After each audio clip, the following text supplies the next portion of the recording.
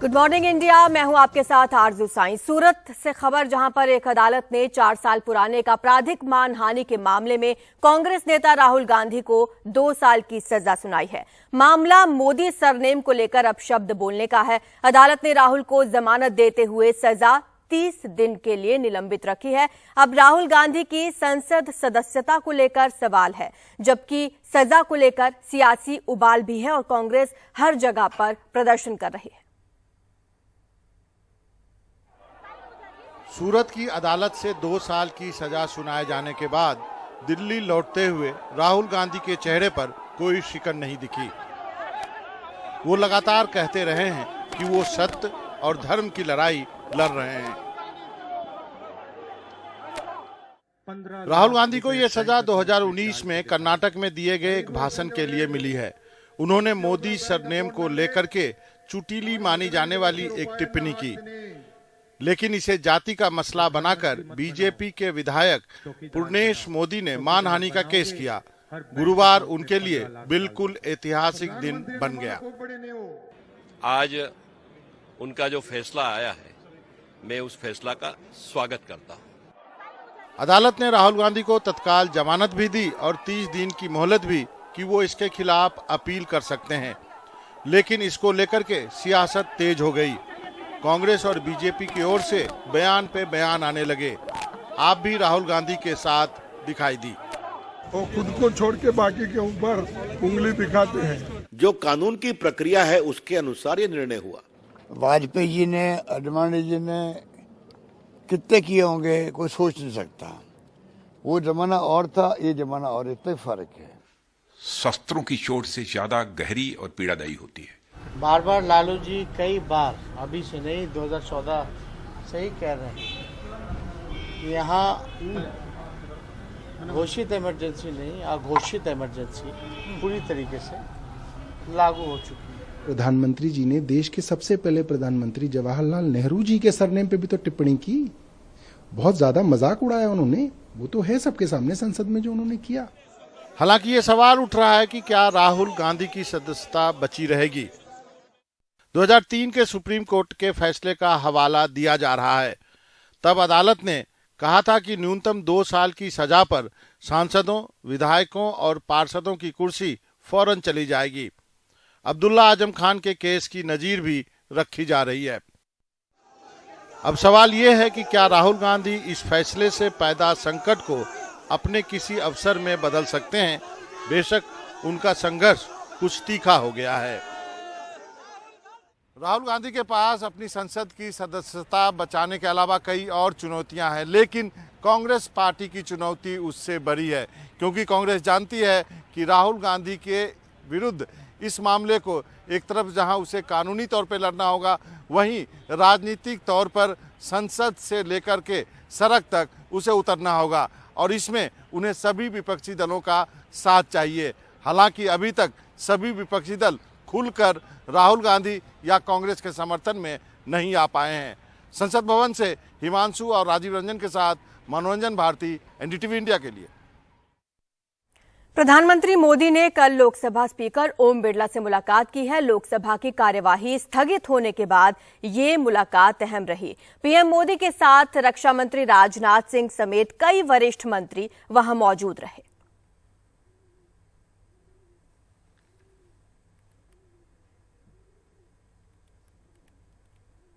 आपको बता दें कि लगातार बजट सत्र के इस दूसरे चरण में कार्यवाही स्थगित हो रही है, चाहे लोकसभा की बात हो या राज्यसभा की बात हो। ऐसे में इस मुलाकात को बेहद अहम माना जा रहा है। लोकसभा की कार्यवाही एक बार फिर से स्थगित हुई, जिसके बाद प्रधानमंत्री मोदी ने कल लोकसभा स्पीकर ओम बिरला से मुलाकात की है। प्रधानमंत्री के साथ इस दौरान कई और मंत्री भी नजर आए, जिनमें रक्षा मंत्री राजनाथ सिंह और कई वरिष्ठ मंत्री शामिल रहे। 2024 चुनाव से पहले कई विपक्षी दलों ने फिर ईवीएम पर सवाल खड़े किए हैं। दिल्ली में शरद पवार के घर कल हुई एक बैठक में चुनाव आयोग को विस्तृत रिपोर्ट सौंपने का फैसला किया गया है। एनसीपी अध्यक्ष शरद पवार की अध्यक्षता में कांग्रेस, समाजवादी पार्टी, शिवसेना, सीपीआई और टीआरएस समेत कई विपक्षी दलों के नेताओं की ईवीएम के मसले पर गुरुवार शाम बैठक हुई। ये भ्रम जनता पे फैल चुका है और आज तक चुनाव आयोग ने जवाब नहीं दिया। तो हमने ये फैसला किया है कि हम जाएंगे चुनाव आयोग के पास और उनको कहेंगे कि देखिए, ये बातें हम आपसे कई सालों से कर रहे हैं और ये हम आखिरी बार आपसे पूछने आए हैं कि आप इसके बारे में क्या करोगे। एनडीटीवी से बातचीत में कांग्रेस के वरिष्ठ नेता और राज्यसभा सांसद दिग्विजय सिंह ने कहा, ईवीएम की वीवीपैट मशीन में कैंडिडेट का नाम और सिंबल कैसे डाला जाता है। ईवीएम की चिप क्या बार बार प्रोग्राम कर इस्तेमाल की जाती है? ये चिप कहां से खरीदी जा रही है और इनमें सोर्स कोड कौन डालता है? आम धारणा यह है कि चिप वाली ऐसी कोई मशीन नहीं जिसे हैक न किया जा सके। आज की बैठक में आपने अलग अलग जो आशंकाएं हैं, भ्रम है, आपने कहा देश में ईवीएम को लेकर, उस पर चर्चा की है। आगे क्या रणनीति तय की गई? इस बारे में सारी पॉलिटिकल पार्टी जो है मौजूद थी, उन्होंने तय किया है कि हम लोग चुनाव आयोग से वो सारे प्रश्न पूछेंगे जो हमें पूछना चाहिए। विपक्षी दलों के नेता अब ईवीएम की निष्पक्षता और उसकी सुरक्षा को लेकर जो तकनीकी सवाल उठे हैं, उस पर चुनाव आयोग के सामने एक विस्तृत रिपोर्ट पेश करने की तैयारी कर रहे हैं। वो चाहते हैं कि आयोग उनके सवालों का लिखित में जवाब दे, जिससे ईवीएम को लेकर जो आशंकाएं हैं उन्हें हमेशा के लिए खत्म किया जा सके। दिल्ली से कानन पात्रा के साथ हिमांशु शेखर, एनडीटीवी इंडिया। दिल्ली के मुख्यमंत्री अरविंद केजरीवाल ने कल जंतर मंतर से मोदी हटाओ देश बचाओ अभियान लॉन्च किया। इस दौरान उन्होंने पीएम के ऊपर तंज कसते हुए कहा कि अगर पीएम मोदी पढ़े लिखे होते तो नोटबंदी नहीं करते। नोटबंदी से देश में अफरा तफरी मच गई और देश 10 साल पीछे चला गया। केजरीवाल ने यह भी कहा कि पूरी दुनिया में अगर कहीं शराब घोटाला है तो वो गुजरात में है। केजरीवाल के मुताबिक गुजरात में 10 से 15 हजार करोड़ का शराब घोटाला है। केजरीवाल ने यह भी कहा कि ईमानदारी सीखनी है तो आम आदमी पार्टी से सीखिए। 2016 नवंबर में नोटबंदी की गई। पूरे देश में एक दिन रात को 8 नवंबर को रात को 8 बजे प्रधानमंत्री जी ने आके कहा कि आज से 500 के और 1000 के नोट लागू नहीं होंगे। पूरे देश के अंदर अफरा तफरी मच गई, लोगों के घर में खाने को नहीं था। लंबी लंबी लाइनों में लोग खड़े हुए, पता नहीं कितने लोग शहीद हो गए लाइनों में खड़े हुए। मैं समझ गया, अगर देश में आज पढ़े लिखे प्रधानमंत्री होते, भाई साहब, कभी भी नोटबंदी नहीं होती, क्योंकि वो समझ जाते कि नोटबंदी से कितना नुकसान हो सकता है। हमारे स्वतंत्रता सेनानियों ने, भगत सिंह ने, सुखदेव ने, राजगुरु ने, सुभाष चंद्र बोस ने, चंद्रशेखर आजाद ने, इन सब लोगों ने अंग्रेजों के टाइम पे अंग्रेजों के खिलाफ खूब पोस्टर चिपकाए थे। आज से 100 साल पहले अंग्रेजों ने भी पोस्टर चिपकाने के जुर्म में किसी को भी गिरफ्तार नहीं किया था। आज से 100 साल पहले भी अंग्रेजों ने किसी को पोस्टर चिपकाने के जुर्म में एफआईआर नहीं की थी। भगत सिंह ने सोचा भी नहीं था कि एक ऐसा भारत बनेगा आज से 100 साल के बाद, कि एक ऐसा प्रधानमंत्री आएगा कि पोस्टर चिपकाने के जुर्म में 138 एफआईआर हो जाएंगी। 138 एफआईआर। पश्चिम बंगाल की मुख्यमंत्री ममता बनर्जी ने ओडिशा के मुख्यमंत्री नवीन पटनायक से मुलाकात की। इस मुलाकात के बड़े सियासी मायने निकाले जा रहे हैं। ममता बनर्जी के इस दौरे को 2024 के चुनाव के लिए गैर कांग्रेसी मोर्चे की कवायद के तौर पर देखा जा रहा है। हालांकि मुलाकात के बाद ओडिशा के सीएम नवीन पटनायक ने कहा कि ये एक शिष्टाचार मुलाकात थी, गंभीर राजनीतिक विषयों पर चर्चा नहीं हुई। Regional parties is always strong. State they are regional, but at the national level they are national also. So they are very much competent. Central government just give the policy, but implementing authority is the state government. वहीं ममता बनर्जी ने कहा कि क्षेत्रीय दल बहुत ज्यादा सक्षम है।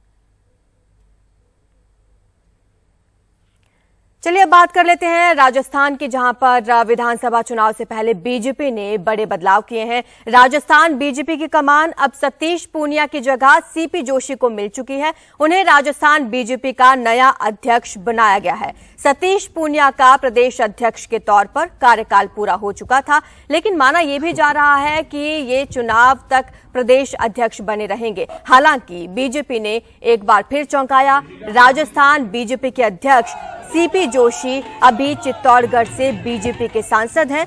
वहीं सीपी जोशी ने ट्वीट कर कहा कि एक कार्यकर्ता के तौर पर पार्टी के निर्देश पर जिंदगी भर काम करता रहूंगा।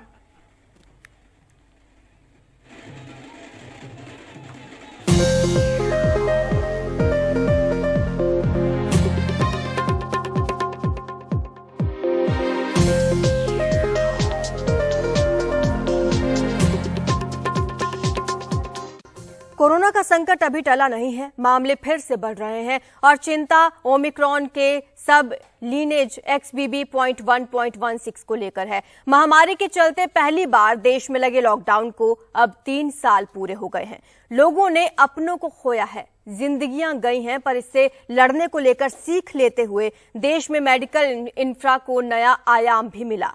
कोरोना को लेकर मेडिकल जगत में पिछले 3 साल में देश में क्या कुछ बदला है, इस रिपोर्ट में देखिए।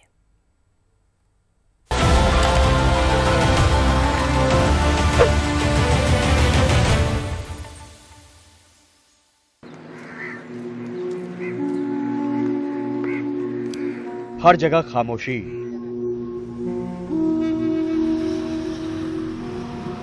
कोरोना के खतरे के बीच 24 मार्च 2020 को देश में पहली बार लॉकडाउन लगा था।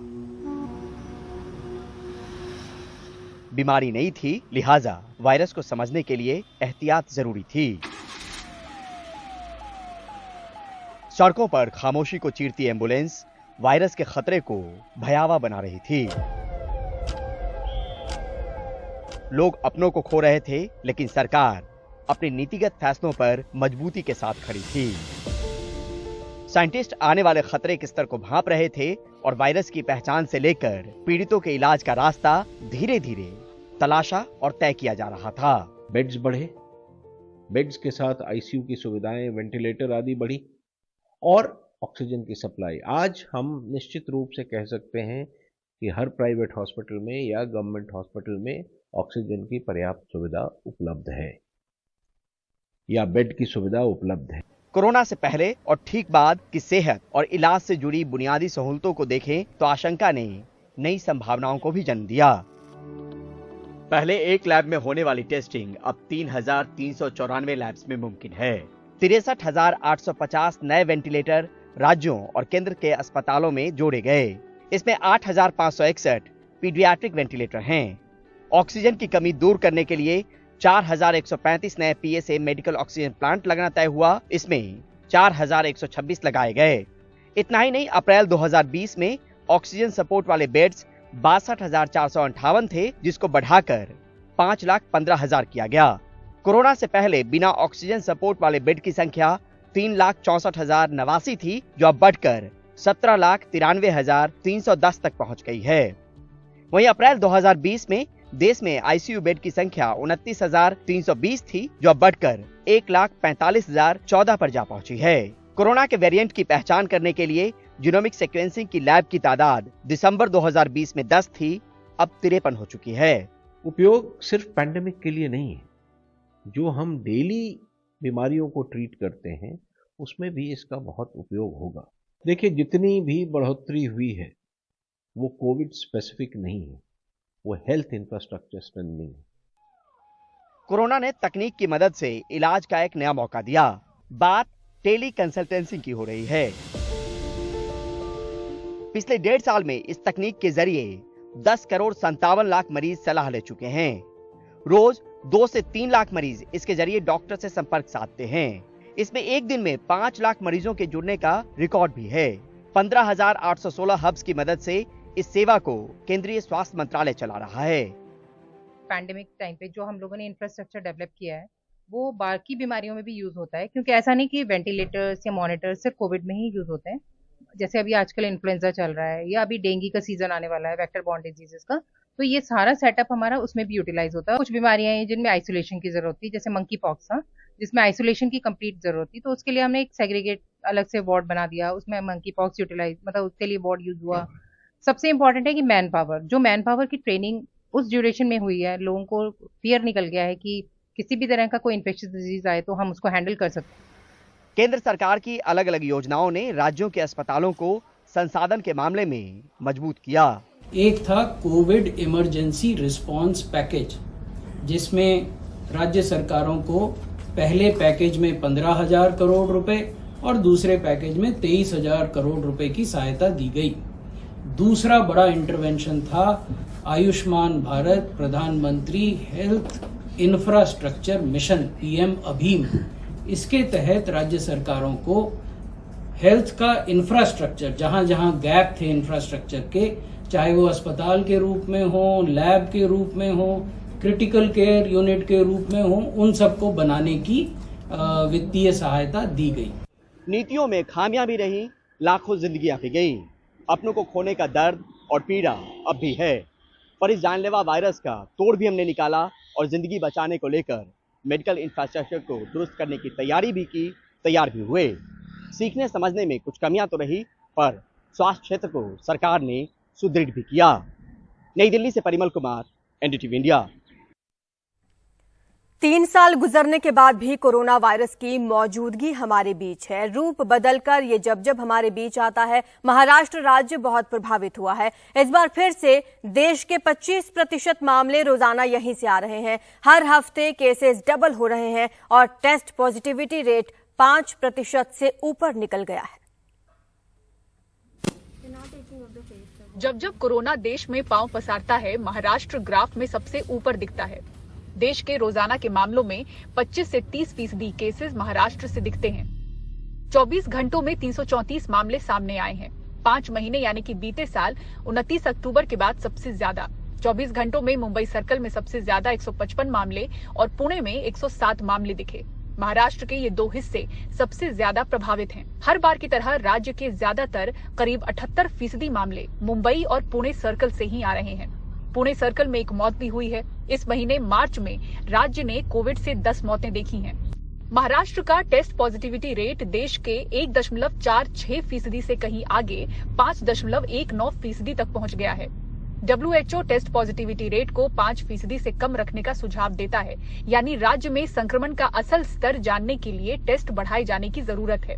महाराष्ट्र में XBB.1.16 वेरिएंट के सबसे ज्यादा 105 मामले मिले हैं। देश में बढ़ रहे मामलों की यही वेरिएंट वजह है।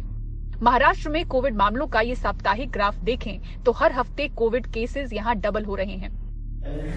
मुंबई कोविड टास्क फोर्स के सदस्य डॉक्टर गौतम भंसाली बताते हैं कि सभी निजी अस्पतालों में कोविड मरीजों के लिए 10 बेड रिजर्व रखे गए हैं। Maharashtra only, her bar yes, because port of entry country का जनरली महाराष्ट्र है। बाहर से लोग आते हैं, विदेशों से जो भी लोग आते हैं, मुंबई सबसे ज़्यादा लैंड करते हैं। तो इसकी वजह से ये है कि 1 से 2, 2 से 4, 4 से 40 लोगों में होता है, फैलता है। कल ही मेरी म्यूनसिपल कमिश्नर से डिस्कशन हुआ था, आज सुबह भी मेरा उनसे डिस्कशन हुआ था। प्लस हमने सारे प्राइवेट हॉस्पिटल के CEOs की भी मैंने सारी मीटिंग लेकर के बात भी किया कि फिर भी कोई भी तरह की घटना नहीं हुए, इसके लिए हम हर प्राइवेट हॉस्पिटल 147 प्राइवेट हॉस्पिटल है जो उन्होंने कोविड में काम किया था, अभी भी 147 प्राइवेट हॉस्पिटल ने, हर हॉस्पिटल ने 10-10 बेड अपनी तरफ से रेडी करके रखे। बूस्टर डोज की मांग फिर उठी है, लेकिन वैक्सीन के स्टॉक की कमी की भी खबर है। प्राइवेट हॉस्पिटल ने क्या किया, डिमांड कम थी, नहीं के बराबर थी, तो वैक्सीन रखना बंद कर लिया था, क्योंकि नियर एक्सपायरी भी वैक्सीन आने लगी थी, तो कंपनी बर्बाद भी हुई थी, काफ़ी पैसा भी वेस्टेज हुआ था। और एक वायल से कम 10 लोगों को लगता है। तो सपोज अगर डिमांड भी आती थी 1 या 2 पेशेंट की आती है, बाकी पेशेंट अगर नहीं आते लगाने के लिए वैक्सीन, तो 8-9 लोगों का वैक्सीन बर्बाद करना पड़ता, क्योंकि आपने वायल ओपन किया तो आपस बंद नहीं कर सकते या 2 दिन बाद यूज़ नहीं कर सकते। सो इसलिए प्राइवेट हॉस्पिटल ने नहीं दिए वैक्सीन वगैरह। गवर्नमेंट हॉस्पिटल में डेफिनेटली सप्लाई है, थोड़ी कम जरूर है, बट अगर जरूरत पड़ती है, लोगों की डिमांड आती है, तो वैक्सीन अवेलेबल हो जाएगी। 3 सालों के बाद भी कोरोना वायरस की मौजूदगी स्वरूप बदल कर हमारे बीच है। इसका प्रभाव जरूर कम हुआ है वैक्सीन के बाद। शुरुआती दौर में वैज्ञानिकों ने जैसा कि कहा था कि एक समय ऐसा आएगा जब ये सर्दी खांसी की तरह एक बीमारी रह जाएगी, तो क्या ये समय वही है? जो भी हो, केंद्र से लेकर राज्य सरकारें बेहद सतर्क हैं। मुंबई से कैमरा पर्सन प्रवीण जी रोहित के साथ पूजा भारद्वाज, एनडीटीवी इंडिया।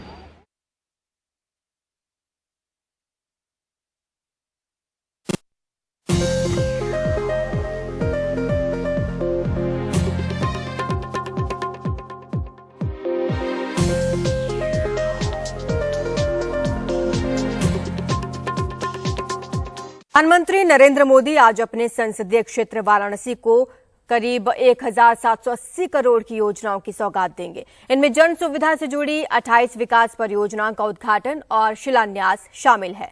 इस दौरान पीएम मोदी देश के पहले सार्वजनिक परिवहन रोपवे की आधारशिला भी रखेंगे। इस रोपवे के बनने से काशी विश्वनाथ जाने वाले श्रद्धालुओं को सुविधा होगी। साथ ही पीएम मोदी रुद्राक्ष कन्वेंशन सेंटर में वन वर्ल्ड टीबी समिट को भी संबोधित करने वाले हैं।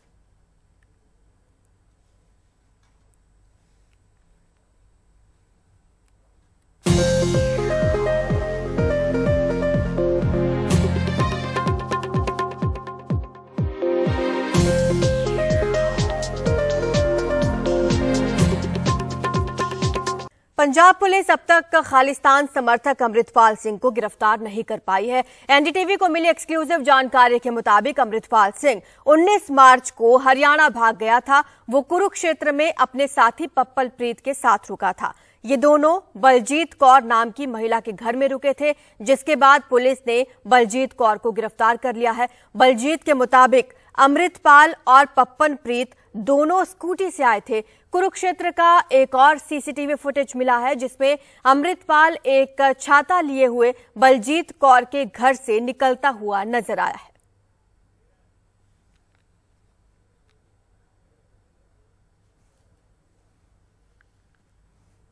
तो अलग अलग सीसीटीवी फुटेज सामने आ रहे हैं लगातार। आपको बता दें कि 19 मार्च का एक फुटेज मिला है और बताया ये जा रहा है कि ये अमृतपाल सिंह पंजाब से हरियाणा के लिए भाग गया था, कुरुक्षेत्र में रुका था। पप्पल प्रीत सिंह जो उसका करीबी है वो भी उसके साथ है। ये पूरा एक मैप आप देख पा रहे हैं, जहां पर आप देख सकते हैं कि कहां से कौन से इलाके में अमृतपाल सिंह गया है और कुरुक्षेत्र के किस इलाके में वो रुका हुआ था।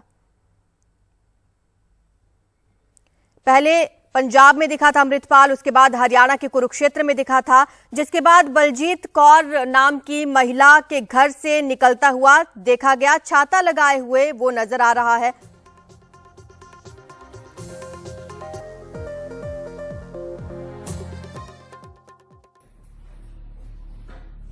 ये सीसीटीवी फुटेज हरियाणा के कुरुक्षेत्र शाहबाद कस्बे का है। काला छाता लेकर जा रहा ये शख्स अमृतपाल है, जिसके पीछे कई राज्यों की पुलिस और केंद्रीय खुफिया एजेंसियां लगी हैं। ये सीसीटीवी फुटेज 20 तारीख की सुबह का है। ये तस्वीर शाहबाद की रहने वाली बलजीत कौर की है, जिसने अमृतपाल और उसके सहयोगी पप्पल प्रीत को अपने घर पर पनाह दी। पुलिस बलजीत कौर को गिरफ्तार कर उससे पूछताछ कर रही है। अमृतपाल और उसका साथी पप्पन प्रीत जो उसका सबसे करीबी है, ये दोनों स्कूटी में पहुंचे और रात उन्होंने 19 तारीख को बलजीत कौर के यहाँ बिताई और 20 तारीख को सुबह वो स्कूटी से निकल गए। पंजाब पुलिस का कहना है कि उन्होंने अब तक 207 लोगों को हिरासत में लिया है, जिसमें से सिर्फ 30 को गिरफ्तार किया जाएगा। बाकी सबको चेतावनी देकर छोड़ा जाएगा। बहुत क्लियर इंस्ट्रक्शंस है इसमें। किसी भी इनोसेंट को किसी केस में बुक नहीं किया जाएगा। जो हार्डकोर एलिमेंट्स हैं, जो सही में क्रिमिनल केसेस में इन्वॉल्व हैं, सिर्फ उनके खिलाफ कार्रवाई की जाएगी। पुलिस पूरी स्क्रीनिंग करके डिफ्रेंशिएट करके जो लोग क्रिमिनल एक्टिविटीज में इन्वॉल्व हैं उनके खिलाफ कार्रवाई करेगी। जो यूथ है, जो मिसगाइडेड थे, इनोसेंट हैं, पता नहीं है इशू का, अगर उनको डिटेन किया गया है तो वार्निंग देके उनको छोड़ा जाएगा इस केस में। हमने रिक्शा चलाने वाले लखविंदर सिंह से एक्सक्लूसिव बात की, जिसके रिक्शे में प्लेटिना बाइक के पंक्चर हो जाने पर अमृतपाल और उसका सहयोगी पप्पल प्रीत बैठे थे। लखविंदर ने कहा कि हुलिया बदल लेने की वजह से वो अमृतपाल को नहीं पहचान पाया। थोड़ा गांव के बाहर को 2 लोग रुके हुए थे और मेरे को बोले कि हमारा बाइक पंचर हो गया तो पंचर वाली दुकान तक ले जाओ। अच्छा, बोला बाइक पंक्चर हो गया है जी। और मैंने देखा भी वो जो बैक साइड का टायर होता ना, वो पंक्चर था। वो पंक्चर था। तो आप पहचान पाए कि वो अमृतपाल है? नहीं सर, मैंने पहले देखा नहीं था। तो उन्होंने बोला कि पंक्चर की दुकान ले चलो जी। तो आपने बताया उन्हें कि पंक्चर की दुकान कहाँ है? मैंने बोला था भी एक गांव के पास ही है, वो भी बैक साइड जाना पड़ेगा। वो बोलते भी बैक साइड क्यों जाना, तो भी अगर आप लोग महतपुर की तरफ जा रहे हैं तो फिर उसी तरफ ले चलो। बोला महतपुर की तरफ ले चलने के लिए। तो मैं वो रेडी भी जितना डेली पे उतरी लेके जाता हूँ महतपुर। अच्छा, तो महतपुर ही लेके जाते हैं। पहुँचने से पहले ही, जितना शुरू होने से पहले एक शॉप है पंक्चर की दुकान, तो वहाँ वो उतर गए जी। तो उन्होंने पैसे दिए आपको? मैंने खुद मांगा। आपने मांगा पैसे? जी, मैंने बोला मेरी फीस दे दो, तो मेरे को 100 रुपया दिया। पुलिस सूत्रों की माने तो अमृतपाल ने पंजाब से हरियाणा तक पहुंचने में 4 बार अपना हुलिया बदला। यही वजह रही कि वो पुलिस को चकमा दे गया। पंजाब से सौरभ शुक्ला की रिपोर्ट, एनडीटीवी इंडिया। पश्चिम बंगाल की मुख्यमंत्री ममता बनर्जी ने ओडिशा के मुख्यमंत्री नवीन पटनायक से मुलाकात की। इस मुलाकात के बड़े सियासी मायने निकाले जा रहे हैं। ममता बनर्जी के इस दौरे को 2024 के चुनाव के लिए गैर कांग्रेसी मोर्चे की कवायद के तौर पर देखा जा रहा है। हालांकि मुलाकात के बाद ओडिशा के सीएम नवीन पटनायक ने कहा कि ये एक शिष्टाचार मुलाकात थी, गंभीर राजनीतिक विषयों पर चर्चा नहीं हुई।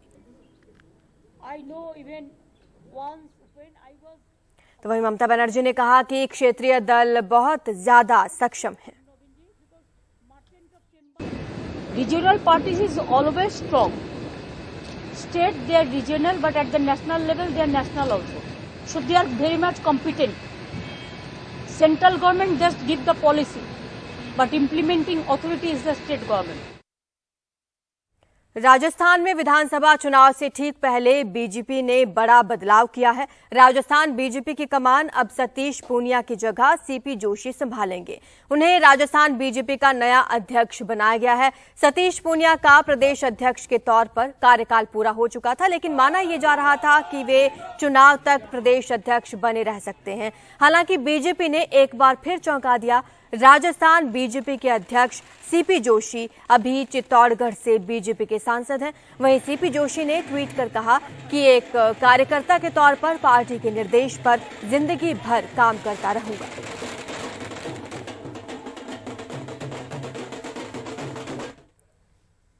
प्रधानमंत्री नरेंद्र मोदी आज अपने संसदीय क्षेत्र वाराणसी को करीब 1780 करोड़ की योजनाओं की सौगात देंगे। इनमें जन सुविधाओं से जुड़ी 28 विकास परियोजनाओं का उद्घाटन और शिलान्यास शामिल है। इस दौरान पीएम मोदी देश के पहले सार्वजनिक परिवहन रोपवे की आधारशिला रखेंगे। इस रोपवे के बनने से काशी विश्वनाथ जाने वाले श्रद्धालुओं को सुविधा होगी। साथ ही पीएम मोदी रुद्राक्ष कन्वेंशन सेंटर में वन वर्ल्ड टीबी समिट को संबोधित करेंगे।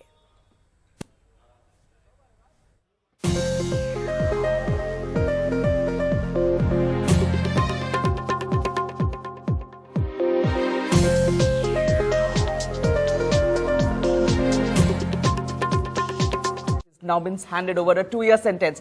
क्या होगा आपके तरफ से, क्या पहल होगी अभी? नहीं, ये तो निर्णय कोर्ट का है। देश में सब संस्थाएं कोर्ट वगैरह इंडिपेंडेंसी से काम कर रही हैं। The Lok Sabha secretariat has to issue a notification saying his seat is vacant. वो तो लोकसभा तो इंडिपेंडेंट है। लोकसभा अध्यक्ष का जो कार्यालय होता है वो किसी दल से जुड़ा हुआ नहीं होता। आपकी पहल क्या होगी सर? अभी भारतीय जनता पार्टी की पहल क्या होगी? कानून का शासन है, कानून के हिसाब से काम चलेगा। आपको लगता है उन्हें पार्लियामेंट आना चाहिए अब या नहीं आना चाहिए? कानून का निर्णय होगा वो करेगा, लेकिन उन्होंने पूरे निश्चित रूप से ओबीसी समाज का अपमान किया है। पूरे समाज को चोर कह के उन्होंने पूरी राजनीतिक मर्यादा तोड़ी है। उन्होंने संविधान के दिए गए अपने अधिकारों को तोड़ा है और उनके ऊपर एक न्यायिक निर्णय 4 साल की पूरी प्रक्रिया के बाद आया है। ठीक है, मेरा आखिरी सवाल आपसे। कांग्रेस की रेणुका चौधरी ने रात में ये ट्वीट किया है, एक वीडियो निकाला है प्रधानमंत्री का, he speaking in the lower house, और उन्होंने कहा कि मुझे इन्होंने भरी सभा में सुर्पनखा कहा। मैं भी डेफेमेशन प्रधानमंत्री जी ने किसी का नाम लेके कुछ नहीं कहा। तो इसमें कोई केस आप लोगों के हिसाब से कहा ही नहीं है तो कैसे है? जब कुछ कहा ही नहीं है किसी का नाम लेके, आप पूरा स्टेटमेंट देखिए। ठीक है, फाइनली आपको जाने दे रही हूं, कांग्रेस के बड़े नेता जो लॉयर्स भी हैं वो कहते हैं बिजार है ये जो वर्डिक्ट आई है ये बिजार है, ये एट बेस्ट पॉलिटिकल स्टेटमेंट था और कुछ भी नहीं था। एक पॉलिटिकल क्रिटिसिज्म की वजह से आप कोर्ट ले गए और कोर्ट ने बड़ी अजीब सेंटेंसिंग करी है। क्रिटिसिज्म और गाली में अंतर होता है, आलोचना और गाली में अंतर होता है, दोनों अलग अलग शब्द हैं और ये गाली पूरे समाज को, पूरे ओबीसी समाज को दी गई है। Right, mister Yadav, thank you. जी कोई